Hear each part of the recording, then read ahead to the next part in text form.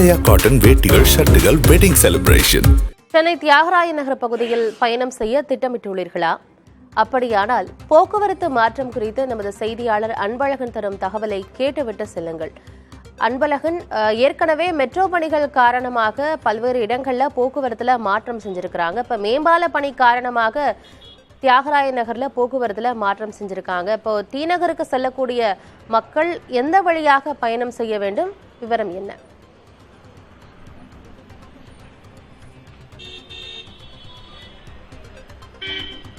D நகர் தெற்கு உஸ்மான் சாலையில் கட்டப்பட்டு வரும் மேம்பால பணிகள் காரணமாக இன்றிலிருந்து ஓராண்டிற்கு போக்குவரத்து மாற்றம் செய்யப்பட்டிருக்கிறது. குறிப்பாக வடக்கு உஸ்மான் சாலை பகுதியில் இருக்கக்கூடிய மேம்பாலம் முற்றிலுமாக போக்குவரத்திற்காக தடை செய்யப்பட்டிருக்கிறது. குறிப்பாக கோடம்பாக்கம் பகுதியிலிருந்து டி நகர் பேருந்து நிலையம் வருவதற்கும், டி நகர் பேருந்து நிலையத்திலிருந்து சைதாப்பேட்டை அண்ணா சாலை செல்வதற்கும், அதேபோன்று அண்ணா சாலையிலிருந்து டி நகர் பேருந்து நிலையம் வருவதற்கும் பல்வேறு போக்குவரத்து மாற்றங்கள் செய்யப்பட்டிருக்கிறது. குறிப்பாக இந்த போக்குவரத்து மாற்றங்கள் அனைத்துமே ஓராண்டு காலத்திற்கு, அதாவது அடுத்த ஆண்டு 2025ஆம் ஆண்டு ஏப்ரல் 26ஆம் தேதி வரை இந்த போக்குவரத்து மாற்றமானது செய்யப்படவிருக்கிறது. குறிப்பாக இதற்கான முன் ஏற்பாடுகள் தற்போது டி நகர் பகுதியில் நடைபெற்றுக் கொண்டிருக்கிறது. இன்னும் சிறிது நேரத்தில் இந்த போக்குவரத்து மாற்றமானது ஓராண்டு காலத்திற்கு அமல்படுத்தப்படும் என சென்னை போக்குவரத்து காவல்துறை தெரிவித்திருக்கிறது.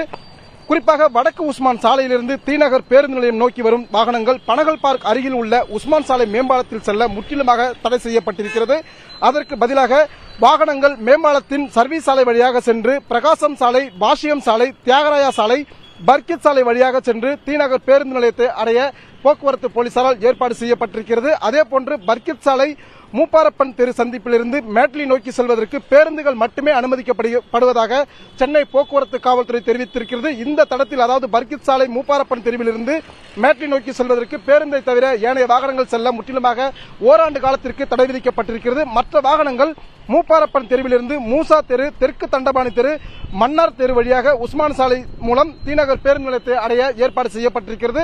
அதேபோன்று டி நகர் பேருந்து நிலையத்திலிருந்து சைதாப்பேட்டை அண்ணா சாலையை அடைவதற்கு தெற்கு உஸ்மான் சாலை சென்று அங்கிருந்து கண்ணம்மாப்பேட்டை சந்திப்பை அடைந்து தென்மேற்கு போக் சாலை வழியாக சிஐடி 4வது பிரதான சாலை, பின் சிஐடி 3வது பிரதான சாலை வழியாக அண்ணா சாலையை அடைவதற்கு போக்குவரத்து மாற்றம் செய்யப்பட்டு அதற்கான ஏற்பாடுகள் தற்போது செய்யப்பட்டு வருகிறது. சிஐடி 1வது பிரதான சாலையிலிருந்து வடக்கு உஸ்மான் சாலைக்கு செல்லும் வாகனங்கள் கண்ணம்மாப்பேட்டை சந்திப்பில் இருந்து தெற்கு போக் சாலை வழியாக வெங்கட நாராயணா சாலையில் சென்று பின் நாகேஸ்வர ராவ் சாலை வழியாக வடக்கு உஸ்மான் சாலை அடைய வேண்டும் என சென்னை போக்குவரத்து காவல்துறை தெரிவித்திருக்கிறது.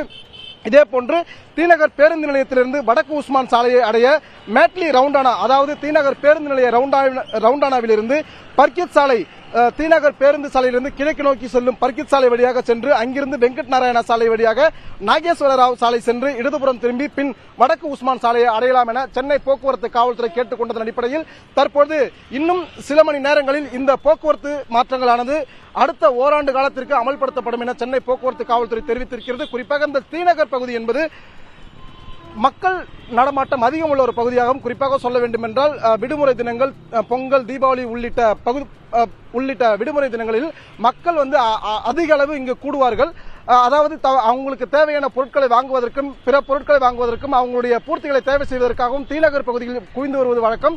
இந்த நிலையில்தான் இன்னும் அடுத்து வரக்கூடிய ஓராண்டு காலத்திற்கு போக்குவரத்து மாற்றம் செய்யப்பட்டிருக்கிறது. இதனால் பொதுமக்கள் அனைவருமே மாற்று வழியை அடையுமாறும், அதே போன்று டி நகர் பகுதியில் வருவதற்கு போக்குவரத்து போலீசாருக்கு முழு ஒத்துழைப்பு வழங்க வேண்டும் என சென்னை போக்குவரத்து காவல்துறை கேட்டுக் கொண்டிருக்கிறது. இந்த போக்குவரத்து மாற்றமானது இன்னும் சில மணி நேரங்களில் அமல்படுத்தப்படும் எனவும் அதற்கான முன்னேற்பாடுகள் தற்போது நடைபெற்றுக் கொண்டிருப்பதையும் நாம் கண்கூடாக பார்த்துக் கொண்டிருக்கிறோம். அதைதான் போக்குவரத்து காவல்துறை தெரிவித்திருக்கிறது.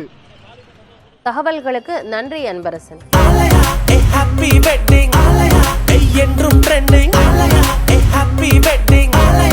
ஆலயா காட்டன் வேட்டிகள், ஷர்ட்டுகள், வெட்டிங் செலிப்ரேஷன்.